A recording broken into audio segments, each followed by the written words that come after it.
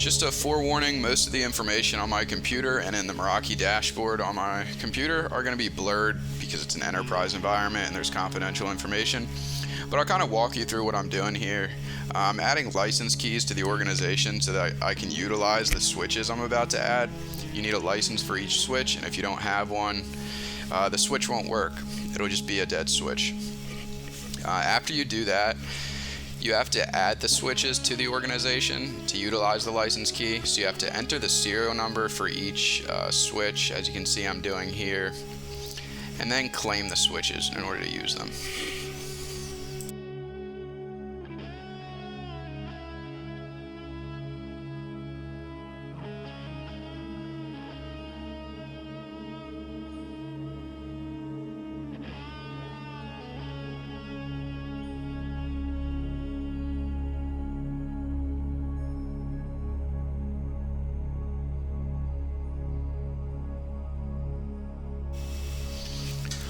When you're replacing switches in an enterprise environment that aren't of the same type, so you can't just copy the config over, you need to look at each physical switch port, see what VLAN they're in, see if there are any specific settings.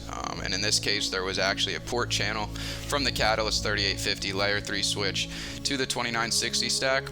So I opted to keep that with the new Merakis. So I'm going to have two cables acting as one for redundancy and speed purposes.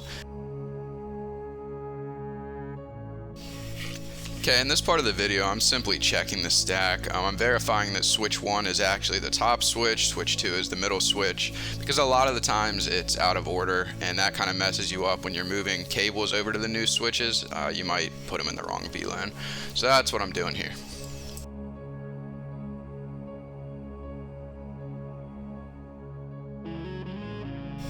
So here I'm getting the new Merakis ready to install. They have to do a software update. I have to assign IPs and create like a default switch port configuration. So I usually just plug them in outside of the rack, hook up an uplink, and get all that ready because it's a lot easier than doing it when it's in the rack and stacked.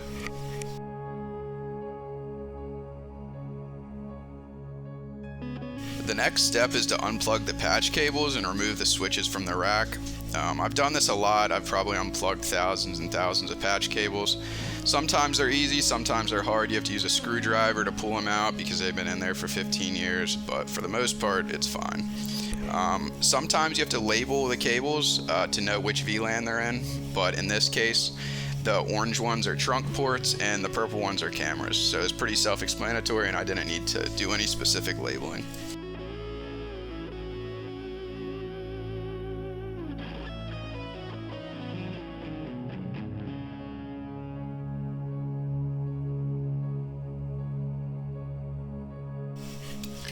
Installing the new switches in the rack is just as easy as pulling the old ones out. You'll see me here, I'm just kind of sliding them in there, put the screws in. Meraki was nice enough to put thumb grips on the screws so you can actually get them in there and you don't always have to tighten them with a screwdriver. But once you get them in there, you connect the stacking cables. They're just proprietary Meraki stacking cables. You usually go A to B, B to A kind of thing, so it's like an X on the back of the switch. I don't know if you can really see it here.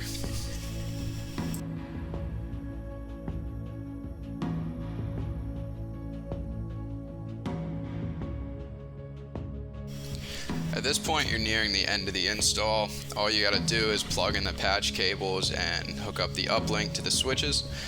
Most of the time, you're only gonna have one uplink, usually just a fiber uplink into an SFP port. But in this case, there were two copper connections coming from the 3850 for the ether channel, port channel. So I just went ahead and reused them. It's probably fine because they only are getting 100 megs there and copper supports 100 megs. Usually if you're trying to do gig, you should use a fiber uplink.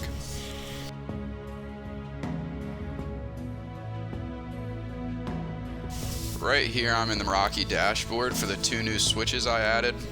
Adding static IPs for the management address. And I am setting up the DNS servers.